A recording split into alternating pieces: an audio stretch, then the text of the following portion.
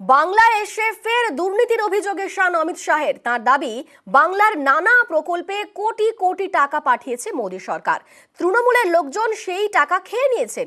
যে জবাব দিতে দেরি করেননি মমতা বন্দ্যোপাধ্যায়, পাল্টা চ্যালেঞ্জ ছুড়ে দিয়েছেন তৃণমূল নেত্রী।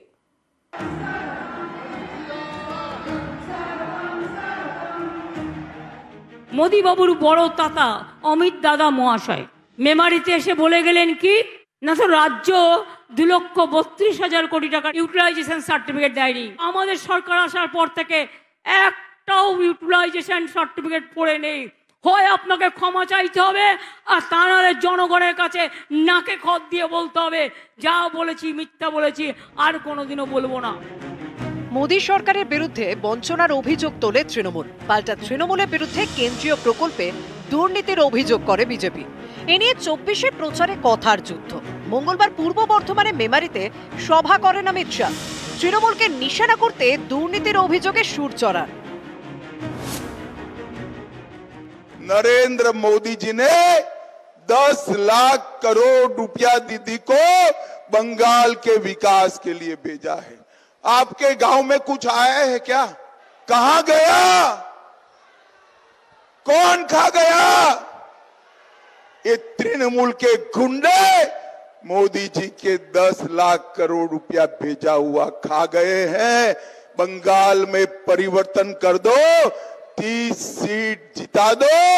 हम ये पैसा जो आपका खा गए हैं उनको उल्टा लटका कर सीधा करने का काम ये भारतीय जनता। এদিন মেমারিতে অমিত শাহের সভা, মালদায় জোড়া সভা মমতা বন্দ্যোপাধ্যায়। দুই সভা থেকেই শাহের বিরুদ্ধে সুর চড়ান। প্রথমে হরিশ্চন্দ্রপুরের সভা থেকে অমিত শাহকে চ্যালেঞ্জ ছুড়ে দেন। বাংলা নাকি 2,29,000 কোটি টাকার হিসেব দেয়নি, ইউটিলাইজেশন সার্টিফিকেট দেয়নি।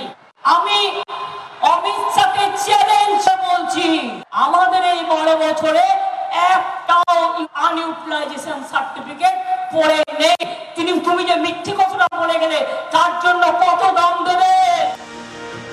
হরিশ্চন্দ্রপুরের পর তাঁতিপাড়ায় সভা করেন মমতা। এখানে তৃণমূল নেত্রীর সুর একেবারে সপ্তমে। মোদী বাবুর বড় তাতা অমিত দাদা মহাশয় মেমারিতে এসে বলে গেলেন কি না, তো রাজ্য 2,32,000 কোটি টাকা ইউটিলাইজেশন সার্টিফিকেট দেয়নি। আমাদের সরকার আসার পর থেকে একটাও ইউটিলাইজেশন সার্টিফিকেট পড়ে নেই। হয় আপনাকে ক্ষমা চাইতে হবে, আর তা নাহলে জনগণের কাছে নাকে খত দিয়ে বলতে হবে, যা বলেছি মিথ্যা বলেছি, আর কোনোদিনও বলবো না। নিউজ 18 বাংলা।